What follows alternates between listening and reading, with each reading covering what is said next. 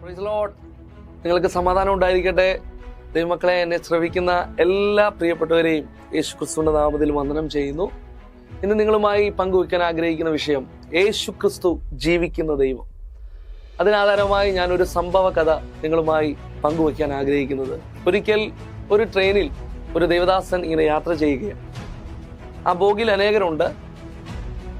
പെട്ടെന്ന് ആ ദൈവത്തിന്റെ ദാസനോട് ദൈവം ഇപ്രകാരം പറഞ്ഞു, യേശു ജീവിക്കുന്ന ദൈവമെന്ന് ഉറക്കെ പറയുവാൻ തന്നോട് ദൈവം ആവശ്യപ്പെട്ടു. എന്നാൽ ആദ്യം താൻ കേട്ടിട്ട് താൻ അവിടെ മിണ്ടാതിരുന്നു. എങ്ങനെ പറയുമെന്നുള്ളൊരു ഭയവും ലജ്ജയൊക്കെ തൻ്റെ ജീവിതത്തിൽ ഉണ്ടായി. പിന്നെയും ദൈവാത്മാവ് തന്നെ ഹേമിച്ചു, നീ ഉറക്കെ എഴുന്നേറ്റ് നിന്ന് പറയണം, യേശു ക്രിസ്തു ജീവിക്കുന്ന ദൈവം. താൻ വീണ്ടും അത് കേട്ടിട്ട് പിന്നെയും മിണ്ടാതിരുന്നു. ഞാൻ എങ്ങനെ പറയുമെന്നൊക്കെ ആലോചിച്ച് താൻ പിന്നെയും മിണ്ടാതിരുന്നു. വീണ്ടും ദൈവത്തിന്റെ ആത്മാവ് തന്നോട് സംസാരിച്ചു, നീ ഉറക്കെ പറയണം, യേശു ക്രിസ്തു ജീവിക്കുന്ന ദൈവം. മൂന്നാമതും താൻ കേട്ടത് കാരണം താൻ പെട്ടെന്ന് എഴുന്നേറ്റ് ഉറക്കെ പറഞ്ഞു, യേശു ക്രിസ്തു ജീവിക്കുന്ന ദൈവം. ആ ബോഗിയിൽ ഉണ്ടായിരുന്ന സകലരും കേട്ടു. തൻ്റെ അടുത്തൊരു സ്ത്രീയും മകനും തൻ്റെ അടുത്തുണ്ടായിരുന്നു. പെട്ടെന്ന് ഈ സ്ത്രീക്ക് ഇത് കേട്ടിട്ട് പെട്ടെന്ന് ദേഷ്യവും ഇറിറ്റേഷനൊക്കെ ഉണ്ടായിട്ട് തൻ്റെ മുഖത്തെ കടിച്ച് തന്നെ ശകാരിക്കുവാനിടയായി തീർന്നു. മിണ്ടാതിരിക്കാൻ കൽപ്പിച്ചു. എന്നാൽ തൻ്റെ അടുത്തിരുന്ന ആ മകൻ ഉറക്കെ കരഞ്ഞ് നിലവിളിച്ച് മാതാവിനോട് പറഞ്ഞു, അദ്ദേഹത്തെ അടിക്കല്ലേ അമ്മേ, അദ്ദേഹം ഒരു ദൈവത്തിന്റെ ദാസനാണ്. ഉറക്കെ ആ മകൻ ഉറക്കെ പറയുവാനിടയായി തീർന്നു.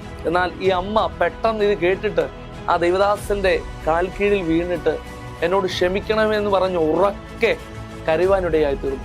പെട്ടെന്ന് ദൈവത്തിന്റെ ദാസൻ അവരെ പിടിച്ചെഴുന്നേൽപ്പിച്ചിട്ട് പറഞ്ഞു, എന്തിനാണ് നിങ്ങൾ ഇങ്ങനെ കരയുന്നത്, എഴുന്നേൽക്കാൻ പറഞ്ഞു.